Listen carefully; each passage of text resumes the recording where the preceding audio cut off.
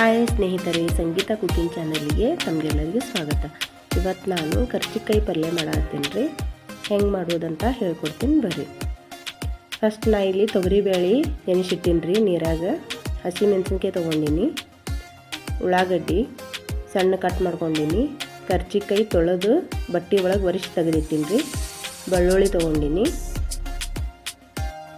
ಈಗ ಗ್ಯಾಸ್ ಹಚ್ಕೊಂಡು ಕರ್ಚಿಕಾಯಿ ಹುರ್ಕೋತೀನಿ ರೀ. ನಾವು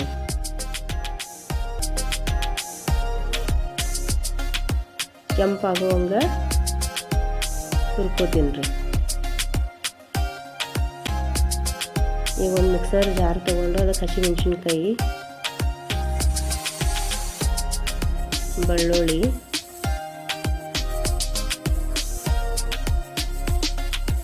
ರುಚಿಗೆ ತಕ್ಕಷ್ಟು ಉಪ್ಪು ಹಾಕಿ ಪೇಸ್ಟ್ ಮಾಡ್ಕೋತೀನಿ ರೀ ಅದನ್ನು. ಈಗ ಕೆಂಪು ಬಣ್ಣ ಬರೋವರೆಗೂ ಕರ್ಚಿಕಾಯಿ ಹುರ್ಕೋತೀನಿ ರೀ. ನೋಡಿರಿ, ಹುರಿದಾವ ನೋಡಿ. ಈಗ ಒಂದು ಪ್ಲೇಟಿಗೆ ತಗೋತೀನಿ ರೀ ಇದನ್ನು. ಒಗ್ಗರಣೆಗೆ ಎಣ್ಣೆ ಹಾಕ್ಕೊಂಡು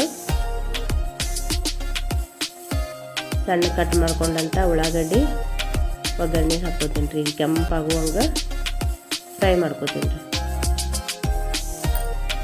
ಈಗ ಇದಕ್ಕೆ ಹಸಿ ಮೆಣಸಿನ್ಕಾಯಿ ಪೇಸ್ಟ್ ಹಾಕೋತೀನಿ ರೀ.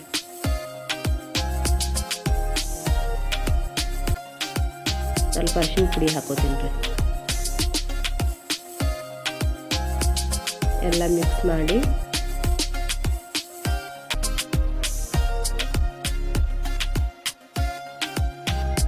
ಈಗ ನೆನೆಸಿದ್ದು ತೊಗರಿಬೇಳೆ ಹಾಕೋತೀನಿ ರೀ. ನಾ ಇಲ್ಲಿ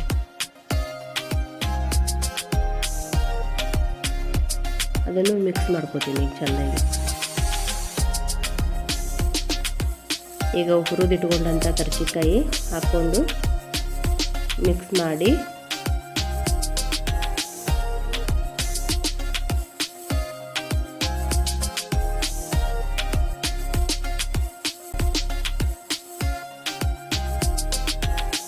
ಈಗ ಇನ್ನೊಂದು ಸ್ವಲ್ಪ ಉಪ್ಪು ಹಾಕೋತೀನಿ ರೀ.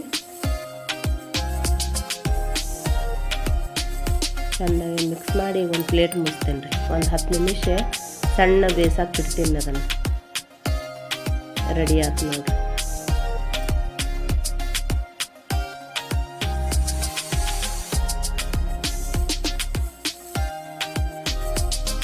ಈಗ ಸರ್ವ್ ಮಾಡ್ತೀನಿ ರೀ ಒಂದು ಪ್ಲೇಟಿಗೆ.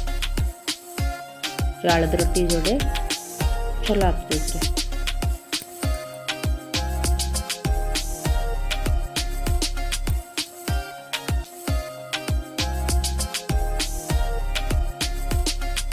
ಲೈಕ್ ಮಾಡಿರಿ, ಶೇರ್ ಮಾಡಿರಿ, ಕಮೆಂಟ್ ಮಾಡಿರಿ, ಸಬ್ಸ್ಕ್ರೈಬ್ ಮಾಡಿರಿ.